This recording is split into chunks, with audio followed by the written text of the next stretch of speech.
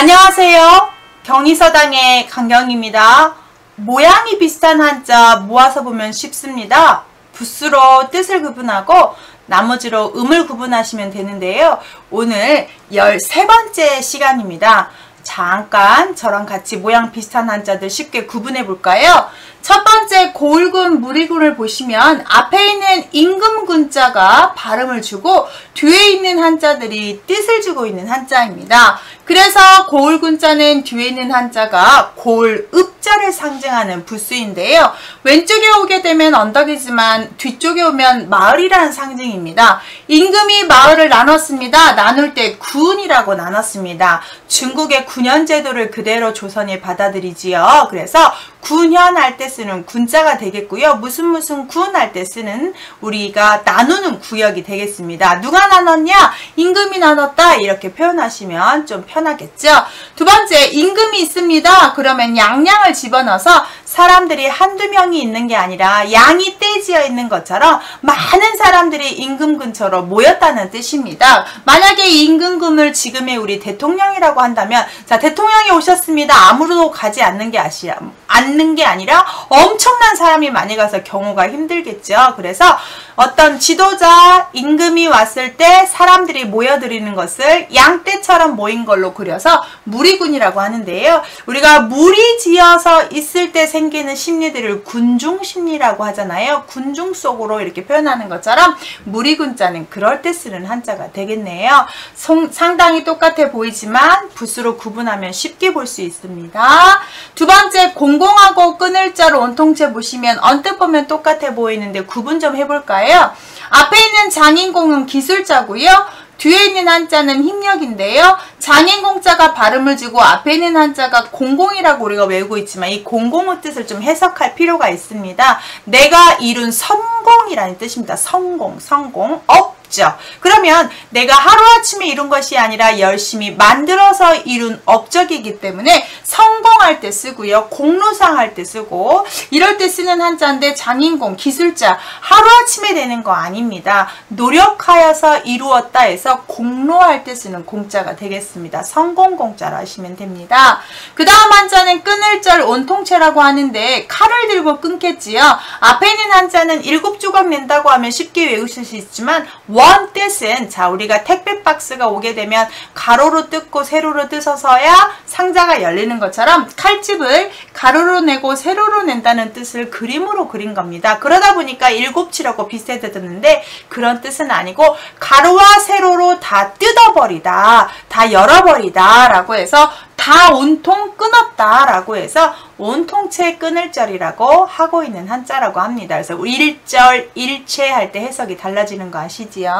자, 그 다음 어릴유자와 헛개비환을 보시면 앞에가 똑같은데 작을요라는 한자입니다. 임신한 여자 뱃속에 있는 어린아이를 그린 한자고요. 실사하고는 관계가 없습니다. 그래서 어린아이 상징하고 뒤에다가 힘력을 집어넣기 때문에 어린아이의 힘, 자, 어린아이가 엄청 힘이 세진 않겠지요. 그래서 어리다라는 말에서 유차해서 그런 어린아이들이 다니는 곳을 우리가 유치원이라고 한다든지 어른인데 어린아이처럼 행동하며 유치하다고 한다든지 그럴 때 쓰는 유가 되겠고요.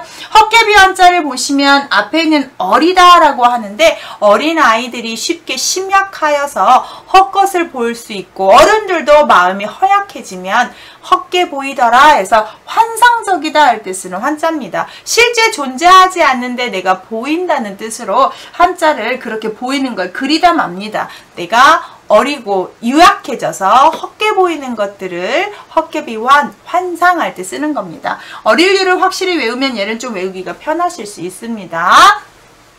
네 번째 한자에 채권, 문서권, 주머권에 공통적으로 위에가 다 들어가는데요. 그 위에 들어간 한자의 유래는 여기에서 오는데 쌀미에다가 손 모양을 집어넣어서 쌀을 한 움큼 딱 쥐고 있다는 뜻이어서 움켜질 권자입니다. 그래서 얘가 들어가면 다 권 발음을 하는 겁니다. 움켜질 권. 자, 그러면 내가 무릎 마디 절자, 무릎을 꿇고 책을 움켜쥐고 보고 있다 해서 책권이라고 합니다. 이 아래는 무릎을 굽히고 책을 보다도 되고요. 우리가 무릎이라는 게 굽혔다가 폈다가 하는 것처럼 책이라는 거 펼쳤다가 덮었다가 하는 것처럼 그렇게 해서 책권자를 물음마디절로 해석을 합니다. 두 번째 문서권인데요. 칼도를 집어넣어서 자 종이에다가 뭔가를 써요. 문서 중요한 문서입니다. 내가 땅 문서라고 합시다. 그럼 나눠 가져서 진본과 가본이 있으면 내가 그 진본을 나눠서 원 계약자들이 나누어 가자요. 그래서 칼로 찢어 갖는다 해서 칼로 나누어 갖다 뭐를 문서를 그래서 우리가 복권,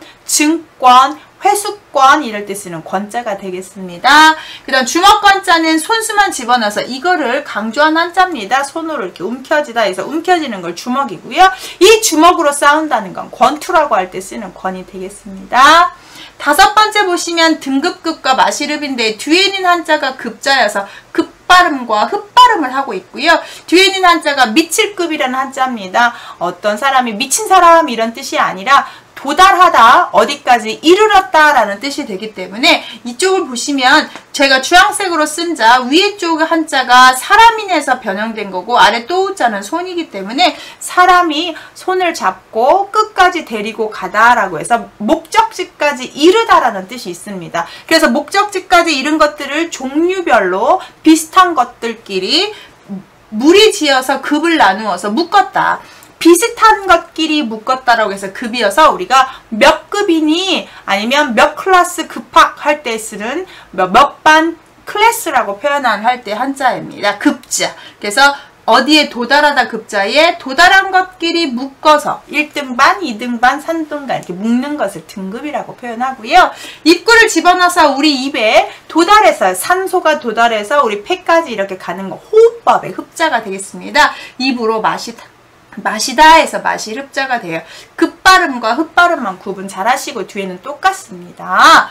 마지막 여섯 번째 보시면 언뜻 보면 똑같아 보이지요. 마음심만 보시면 똑같아 보이죠. 위에가 틀립니다. 위에 있는 한자는 종로고요. 그래서 종의 마음은 자 남이 시키는 대로 하는데 얼마나 기분이 좋겠어요. 좋지 않지요. 그래서 종의 마음은 성난 분노입니다. 그래서 분노할 때 노자고요. 여기 같을려자가 써 있어요. 같을려다하기 마음심이어서 같다라는 말에서 내가 용서라는 것 쉽게 하지 않아요. 쉽게 되지 않습니다. 그럴 때 어떻게 하냐? 내가 입장을 바꿔서 그 사람 입장에 한번 같이 되어보면 용서하는 지름길이 된다 해서 위에 있는 한자가 같을려를 집어넣어서 마음을 같이 했더니 용서가 되더라 해서 용서할 서자가 되겠습니다. 우리가 남을 미워할 때 누가 제일 더 괴롭습니까? 자기 본인이 괴롭습니다. 그래서 같을려자를 집어넣어서 마음을 같이 하여 용서하다 이렇게 해석하시면 됩니다. 비슷해 보이지만 구분법 분명히 있습니다. 모양이 비슷한 한자 계속 올릴게요. 이런 영상 보고 싶다면 좋아요, 구독 눌러주시고 저와 같이 한자 공부 같이 할까요? 감사합니다.